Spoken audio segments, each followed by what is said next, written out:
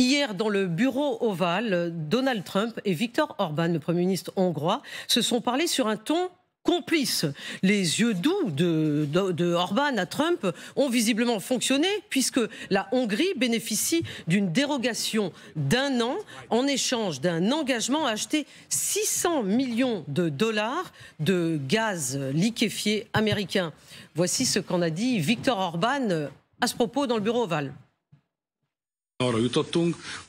Nous avons conclu que la Hongrie se trouve dans une situation très différente de celle des autres pays européens.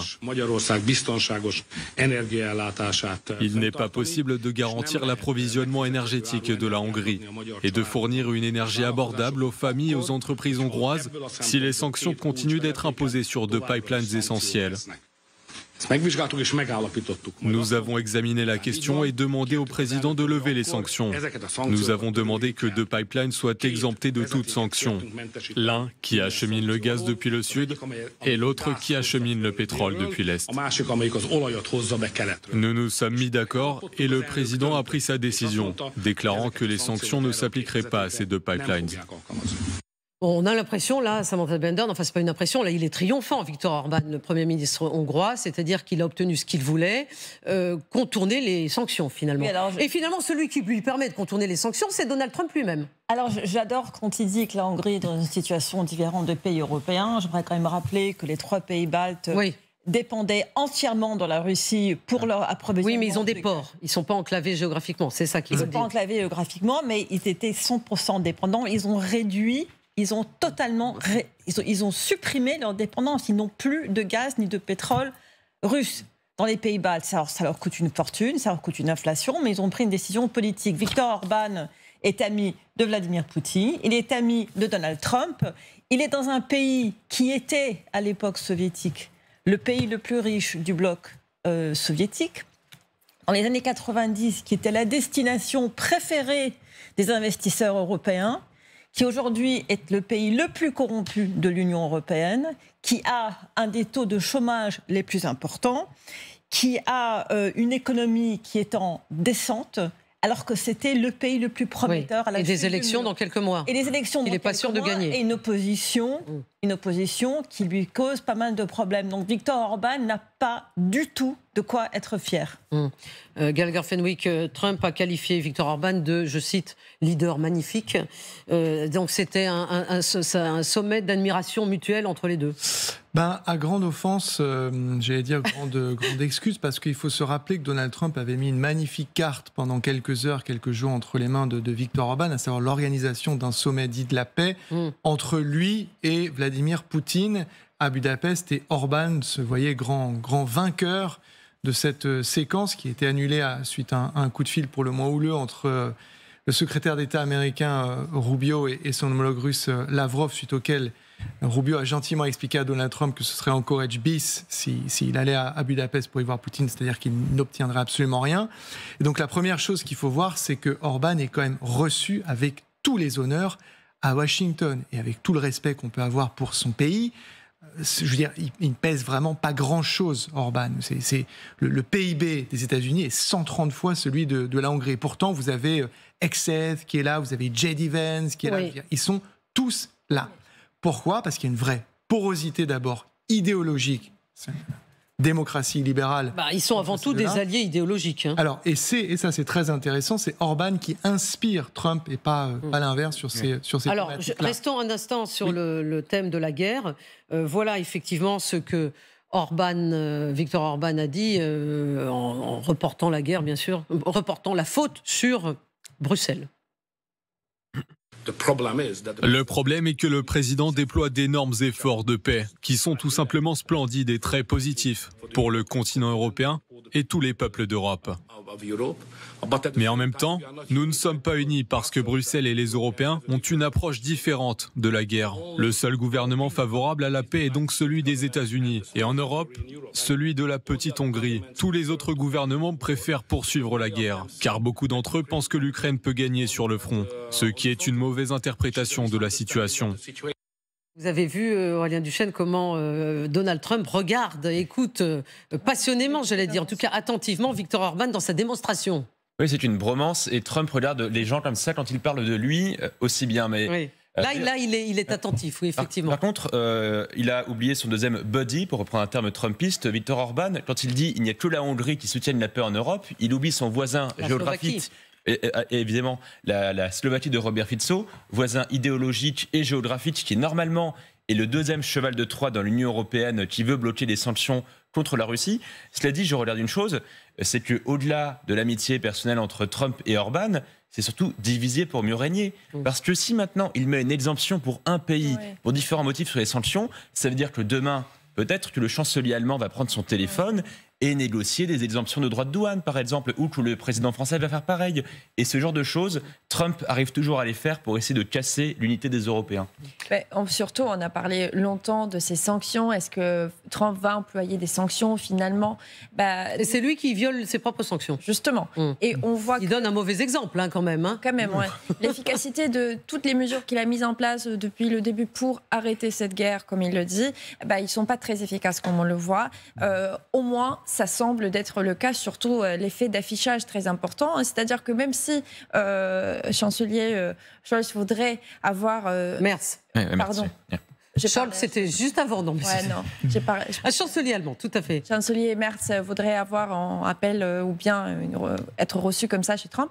Je trouve qu'il y aura beaucoup de problème parce qu'ils n'ont pas la même vision idéologique des choses. Alors aujourd'hui, le problème aussi, c'est que Hongrie, elle dit ce que Poutine veut que l'Europe et Trump entendent. C'est-à-dire que l'Ukraine n'est pas capable de gagner sur le terrain parce qu'après Trump lui demande est-ce que l'Ukraine n'est pas capable de gagner sur le terrain? Et qu'est-ce qu'il dit?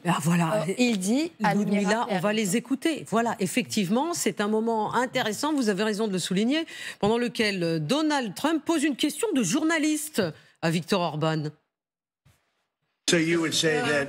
Vous diriez que l'Ukraine ne peut pas gagner cette guerre? Un miracle peut arriver.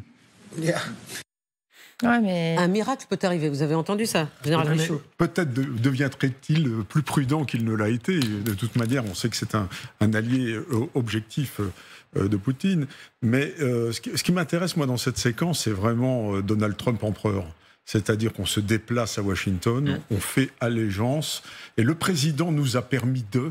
Donc c'est lui qui accorde les permissions mondiales. Oui, d'accord, mais enfin, son interlocuteur le met dans cette situation-là. Il n'est pas tout seul, Donald Trump. Alors lui, il a une tendance à la servilité vis-à-vis de Donald Trump, qui est quand même qu'on connaît bien, parce qu'idéologiquement... Personne ne veut déplaire à Donald Trump. Bien sûr. Même les Européens, même les Français. Les Européens se sont déplacés. Voilà, sauf Xi Jinping et Vladimir Poutine. Et l'avenir de l'Europe se bâtit à Washington. C'est ça, moi, qui me fascine là-dedans.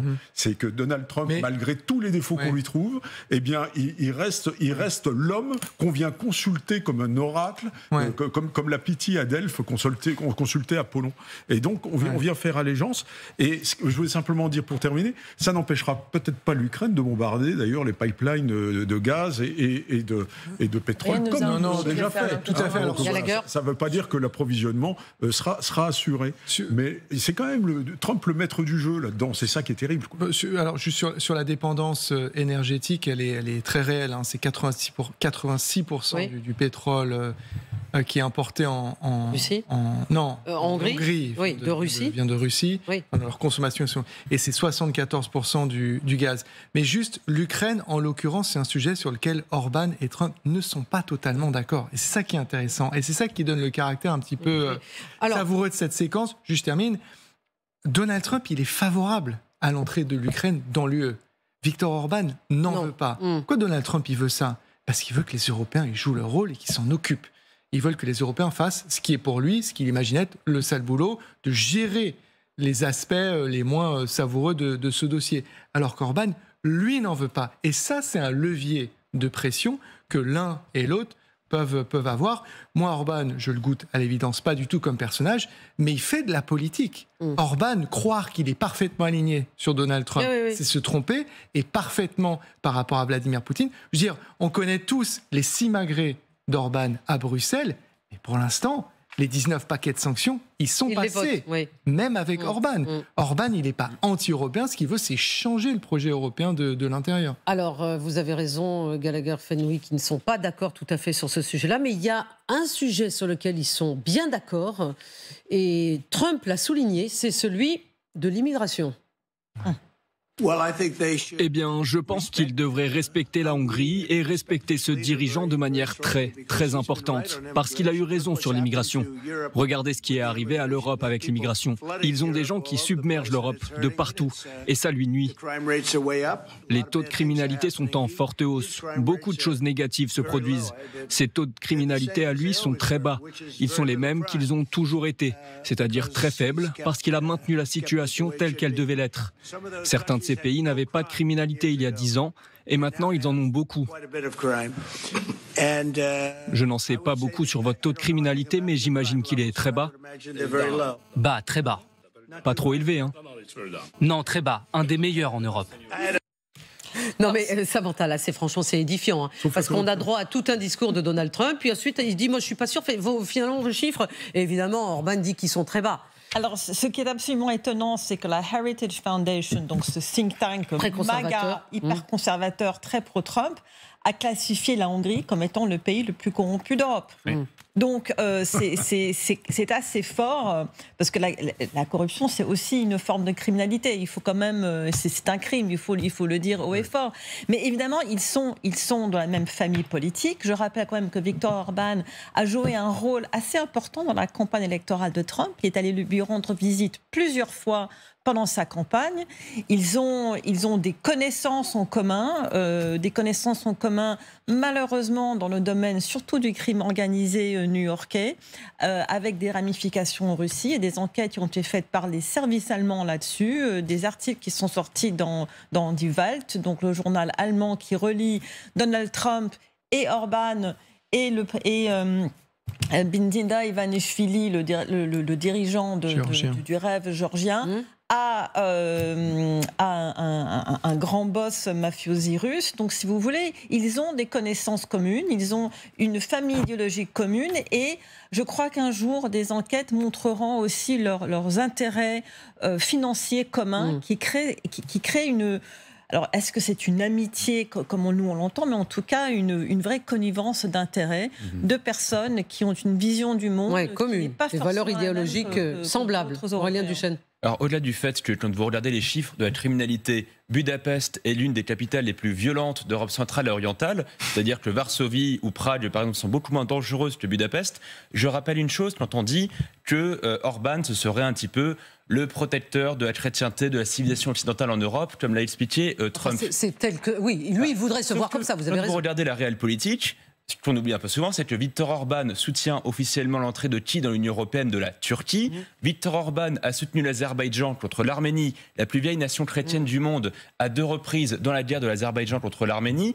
Et il y a des liens assez troubles entre des nationalistes hongrois autour du parti Fidesz, la DNP, de Viktor Orban, et des gens limite islamistes dans les Balkans. Donc d'un côté, il y a le discours officiel de Orban, je protège l'Europe chrétienne et même blanche, parce que, je termine là-dessus, Orban avait dit on n'est pas un pays de race mêlée, je le cite, contrairement à la France. La réalité, c'est que Orban a des liens un peu bizarres avec des islamistes aussi.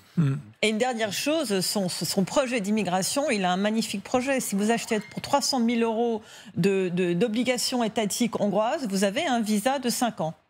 Et beaucoup de ça passe par le business. Et quand on s'intéressera à Orban, il sera déchargé de fonctions, on verra qu'il a vécu comme un satrape oriental et qu'il y a quand même vraisemblablement de l'argent européen qui a sûrement été détourné par lui, ses proches, etc. Donc c'est sans doute un des dirigeants les plus corrompus d'Europe aujourd'hui, Orban. Donc on verra bien. Et puis alors, moi je reviens à ça. L'empereur distribue les bons et les mauvais points. La Hongrie, les bons points, les autres ont des progrès à faire en immigration, etc. etc. Oui, mais enfin, ça vous étonne, Général Richaud? C'est la marche du monde. Donald Trump dirige le pays le plus puissant du monde. Tout le monde se précipite pour aller le voir. Trump dirige le monde parce que tout le monde se précipite pour le voir et prendre sa parole, s'inspirer de sa parole et chercher ses bonnes grâces. Voilà. Donc ça, c'est quand même une vraie réalité qui me fascine. fascine et qui me désole, mais qui me fascine quand même, parce que le type, on dit c'est un sale type, etc., etc., mais tout le monde, la planète se précipite quand même. Non mais vous, qu'est-ce que vous préconiseriez ? Moi, je préconise rien du tout. Je constate que Trump est particulièrement critiqué, c'est une analyse, mais qu'en même temps, il est le chemin de Washington est absolument incontournable. C'est tout. On peut le regretter, on peut pas le regretter. La réelle politique fait que la vie du monde se passe à Washington, d'autant plus qu'il va bientôt recevoir l'ex-Al-Joulani de Syrie. Le président syrien. Le président syrien, il va le recevoir dans quelques jours, effectivement. Ahmed Al-Shara. Et les sanctions ont été levées contre la Syrie. Ex-tortionnaire, assassin de Daesh, mais qui va aller à Washington baiser les pieds de l'empereur.